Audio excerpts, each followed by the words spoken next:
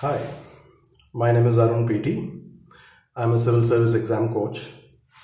This video is for all the civil service aspirants who want to take psychology as an optional. Ikea is a Swedish multinational that is into selling furniture, kitchen appliances, and home products. What is this Ikea name? Is it the name of the founder? Is it some Swedish word that means something else? No, it's actually an acronym. IMK stands for the founder's name, Ingvar Kamprad, and E stands for the farm where he grew up, and A stands for his own hometown. You all know that IKEA has started a store in Hyderabad and more stores on the way. There's a very interesting masala chai story to how IKEA decided to stay put in India. Hey, wait, why am I talking about IKEA in a psychology video? There should be something there, right? Yes, there's something called Ikea effect. Ikea effect is a term coined by three psychologists, Dan, Michael, and Daniel, who did an experiment. Let's call it as origami experiment. They asked the participants to make origami sculptures by giving them specific instructions how to make them. At the end of the experiment, when the sculptures were made, these guys said, see, this is our experiment, so we own your sculptures. But if still you want to take it back home, you got to pay us. They asked each one of the participants to put a price on the sculptures they have created. Say, for example, I create an origami crane, and they ask me to quote a price. And I say that it's so beautiful. I would buy it for 100 rupees. It's worthy of 100 rupees.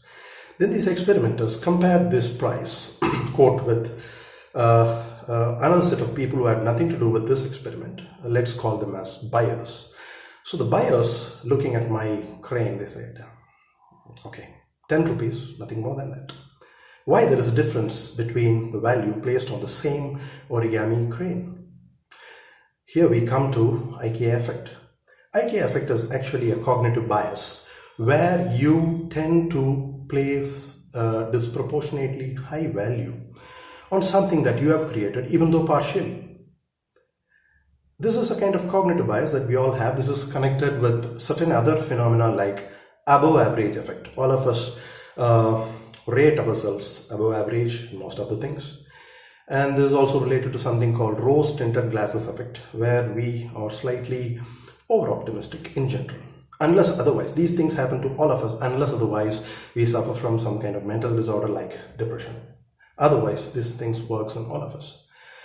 And why it should be called as IKEA effect? Why not some other name? It is because IKEA was the one which popularized do-it-yourself furniture. You need to build the furniture by assembling it into a picture. And it was found out that people love it. People find a kind of attachment towards the products they create, because they see themselves, they see these final products as an extension of themselves, even though they have contributed very little bit. I'll give you another example. In the late 30s or early 40s, there was an American company called P. Duff and Sons. These people came up with a very simple cake mix. You just buy it, cut a carton, empty it, pour water, mix it into a mixture, and place it in the oven. Voila, you get a cake. But it didn't sell well. Later on, the company did some changes. It took away the milk mix and the egg powder mix out of this ingredients, and then instructed the women who make this cake to add fresh milk and fresh eggs.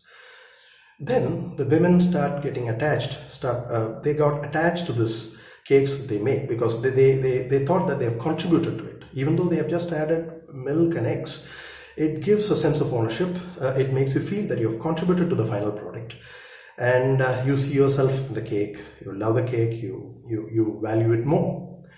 So this is basically a cognitive bias. Okay. Of course, people on the left side of the political spectrum might claim that companies like IKEA are exploiting the consumers, make them do half the work and still make the profit. Let's keep the political debate out of it, maybe for another day. For the civil service aspirants, they should understand that where to use this. In paper one, you have a unit on cognition thinking, and where you could quote this as an example of cognitive bias. And another unit in paper 1, personality, you could talk about or use this whenever you're writing about self-concept. Well, for the masala chai story, please Google it and find out how IKEA CEO decided that they are going to stay put in India. So thank you. This is it for the day.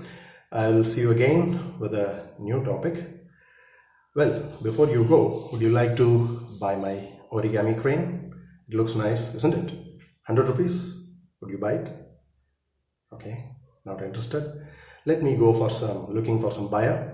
100 rupees, 100 rupees, no one. 100 rupees, 100 rupees, Nurra, Nurra, Nurra, Nurra, Nurra.